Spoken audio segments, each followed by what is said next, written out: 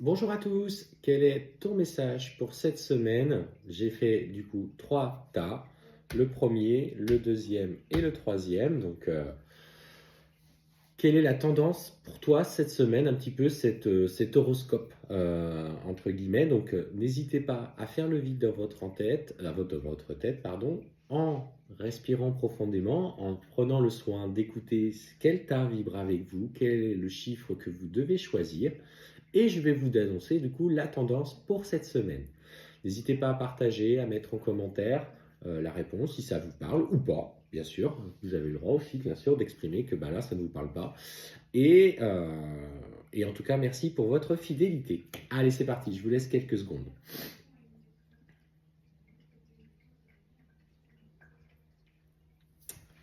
Allez, c'est parti. Le tas numéro 1, qu'est-ce qu'on t'annonce pour cette semaine? Et là, alors c'était sorti comme ça, je crois, de mémoire. Cette semaine, on t'annonce en tout cas, une relation amoureuse qui est en train de s'installer dans quelque chose d'harmonieux. Cet homme que tu rencontres va te proposer euh, une sortie. Alors, c'est peut-être quelqu'un qui a ce côté un petit peu artistique, qui a ce recul un petit peu sur la vie, en tout cas cette légèreté, qui n'est peut-être pas forcément si matérielle que ça. Et ce qu'on me dit, c'est qu'avec cette personne, soit tu fais cette rencontre et du coup, à l'occasion d'une sortie, et il est là, il est serein, il est calme, quelqu'un qui te correspond, ou alors, si tu es déjà dans une relation, ça peut être simplement de profiter du moment présent, de l'harmonie dans lequel tu te trouves actuellement. C'est un cadeau, en tout cas, de la vie. Donc pour toi qui as choisi le tas numéro 1, je dirais que la semaine s'annonce sur de très beaux auspices. Le tas numéro 2. Voilà, c'était comme ça, je crois, de mémoire. Voilà. Ta numéro 2, attention. Cette semaine, on te dit de regarder un petit peu ton état émotionnel. Tu es très stressé, très angoissé, très fatigué. Il y a une période compliquée, mais qui s'achève parce qu'on voit qu'elle se termine. Et justement, donc, elle est en train de se clôturer. Il y a des événements qui se sont produits, certes, mais les grosses difficultés, en tout cas, sont derrière toi. Et ce qu'on te dit, on te demande de faire appel, de poser des intentions et de faire appel à des guides, à tes guides, à ton ange gardien.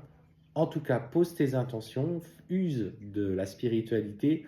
Tu avais peut-être perdu un petit peu cette notion de recentrage, de méditation.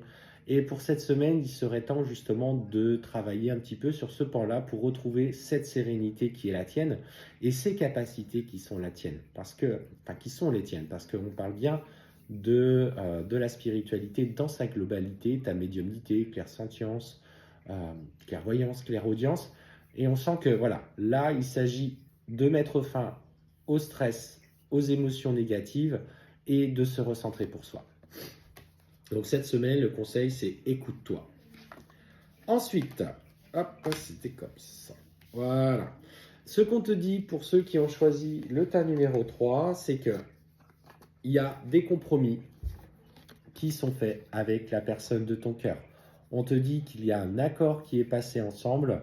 Alors, il y avait peut-être des difficultés dans votre relation, difficultés de communication, mais on sent que là, ça y est, vous posez enfin des bases solides, des bases sereines, tu vois, avec cette personne, en tout cas ce conjoint, cette personne qui est très proche de toi. Alors, ça peut être, si tu es un homme, ça peut être ta femme aussi, bien sûr, on ne te fie pas non plus qu'à la carte.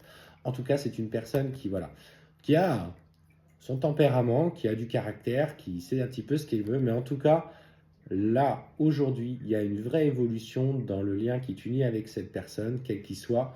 Et en fait, on voit vraiment que vous repartez sur de très bonnes bases avec des nouveaux projets à venir, une nouvelle phase de construction de votre relation.